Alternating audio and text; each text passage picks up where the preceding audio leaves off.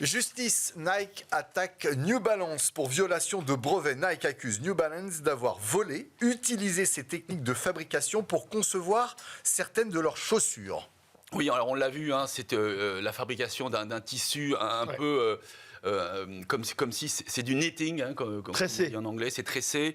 On va le voir, on a l'image. Et c'est vrai que, voilà, là c'est la chaussure Nike habituelle, et c'est vrai que ce matériau est très intéressant parce qu'il est souple, parce qu'il est résistant et que... Il est respirant aussi. Il est respirant. New Balance a lancé... Bon, sincèrement, nous ne sommes pas juristes et on le sait très bien. Mis à part le système d'amortissement où chacun était arrivé avec une technologie particulière, Nike avec le coussin d'air, Reebok c'était la pump, ASICS et Mizuno qui sont deux marques japonaises, c'était plus sur la technicité de la chaussure. Là aujourd'hui c'est sur le revêtement. Je pense que c'est de bonne guerre. Je ne sais pas ce qu'il y a derrière, mais on le saura très très rapidement. Non, attendez. Moi je vous lis parce qu'en réalité c'est pas une basket classique, c'est précisément cette basket dont s'est inspiré ou se serait inspiré New Balance, puisque c'est la technologie Flyknit, dont Nike dit que c'est l'innovation la plus révolutionnaire en matière de basket depuis plus de 40 ans. Alors, la problématique, c'est qu'on a quelque chose de totalement B2B, business to business, donc quelque chose d'une marque à une autre,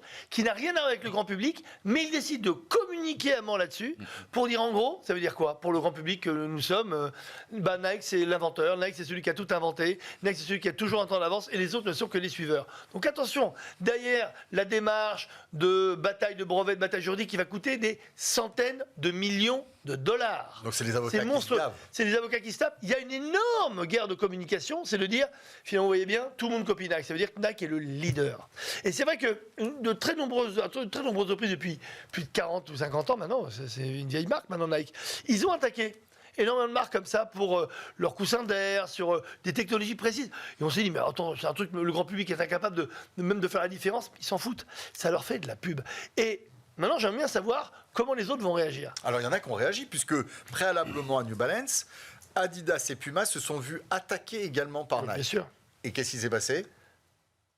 Là, oui. Cette année ? Oui, cette année. Sur le même... Non, sur parce que je parlais des coussins d'air à une époque, ils avaient sur le même motif. Qui a gagné ? Personne. Transaction. Voilà. Transaction. Alors, à l'américaine, aux États-Unis, 97% de tous les procès partent en ce qu'on appelle conciliation. Donc ils se mettent autour d'une table, ils vont évidemment jamais devant la cour, parce que devant la cour c'est une pièce lancée en l'air, puis il faut plaider coupable ou plaider pas coupable, etc.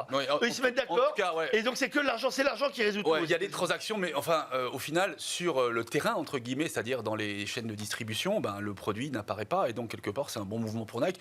Je trouve pas ça super sport, mais en tout cas ça fonctionne bien. En tout cas ça jette le discrédit sur une marque, parce que ce sont eux qui sont à l'offensive, comme s'ils avaient été pillés par une technologie.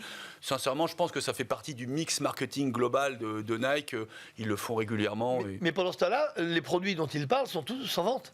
C'est-à-dire que si encore il y avait une procédure pour bloquer, par un système de, je sais pas, huissier, etc., bloquer la vente de ces produits dits incriminés, ça pourrait le faire. Mais là, finalement, les gens comme vous et moi qui allons rentrer dans les boutiques, on va voir donc Nike originel, avec son petit tissu, et les autres qui sont prétendument des copies. Ce qui est intéressant, c'est qu'il y a un seul décisionnaire là-dedans. C'est pas la justice, c'est pas l'argent, c'est le consommateur. Et c'est ça qui va tout changer. Et in fine, le consommateur va choisir si finalement il préfère la copie à l'original. Ce qui peut arriver parfois. C'est pas arrivé avec Coca, mais ça peut arriver. À suivre le match Nike New Balance.